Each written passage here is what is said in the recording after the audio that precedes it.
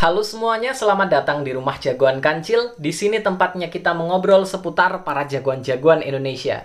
Film Virgo and the Sparkling baru aja tayang di Disney Plus Hotstar beberapa hari yang lalu, dan aku dengar katanya sekarang lagi trending nomor 1, jadi selamat buat Virgo and the Sparkling ya. Nah, ternyata ada banyak orang yang kemarin nggak sempat nonton di bioskop karena katanya lagi ujian, waktu itu emang lagi ujian ya. Sekarang mereka nonton pertama kali lewat Disney Plus Hotstar. Makanya aku di Instagram buka sesi pertanyaan buat siapapun yang pengen tanya-tanya tentang film Virgo and the Sparkling. Nah, pertanyaan yang pertama dari Fandi Hakimi dan Yedi Jaren.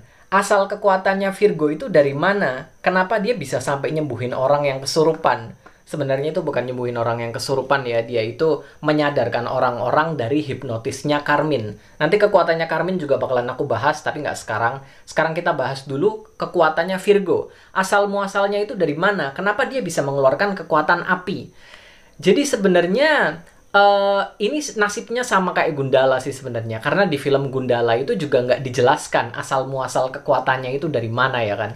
Tiba-tiba Sancaka memang diceritakan dari kecil dia bisa mengeluarkan petir.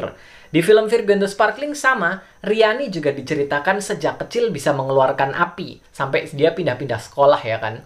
Tapi memang nggak diceritain asal-muasalnya itu dari mana. Nah, sebenarnya di film Sri Asih, kita dikasih sedikit petunjuk tentang asal-muasal kekuatannya Gundala dan juga Virgo. Di film Sri Asih diceritakan kalau tokoh utamanya, yaitu Alana yang diperankan Pevita Pierce, dia adalah orang yang terpilih sebagai titisan dari Dewi Asih. Dewi Asih itu adalah seorang Dewi Purba yang memiliki kesaktian yang luar biasa. Dewi Asih ini diceritakan punya musuh bebuyutan yang bernama Dewi Api. Untuk mengalahkan Dewi Api, Dewi Asih akhirnya membagi kekuatannya kepada 9 kesatria. Lingkaran 9 satria ini sempat muncul di film Sri Asih, dan kalau kalian perhatikan, di situ masing-masing memiliki simbol 9 elemen. Di antaranya ada simbol petir dan juga simbol api. Nah, simbol petir ini adalah sumber kekuatan dari Gundala, sementara simbol api adalah sumber kekuatannya Virgo. Jadi, Gundala dan Virgo adalah 2 dari 9 kesatria yang dimiliki oleh Dewi Asih. Jadi, itu adalah asal-muasal kekuatan dari Gundala dan juga Virgo. Selanjutnya ada pertanyaan dari Amos Almiski. Kenapa api Virgo yang dilempar saat latihan tidak membakar objeknya? Tapi di awal film bisa membakar kertas ulangan. Terus ada pertanyaan dari I Am Mif. Bang, itu apinya Riani panas nggak? Pas ke Leo dia kepanasan, tapi ditembak ke orang-orang nggak kebakar. Terus ada pertanyaan dari Hidayat 04. Kekuatan api Riani sifatnya menyembuhkankah? Berarti nggak bisa buat nyerang. Jadi di film sebenarnya udah diceritain ya kalau apinya Riani itu panas dan membakar.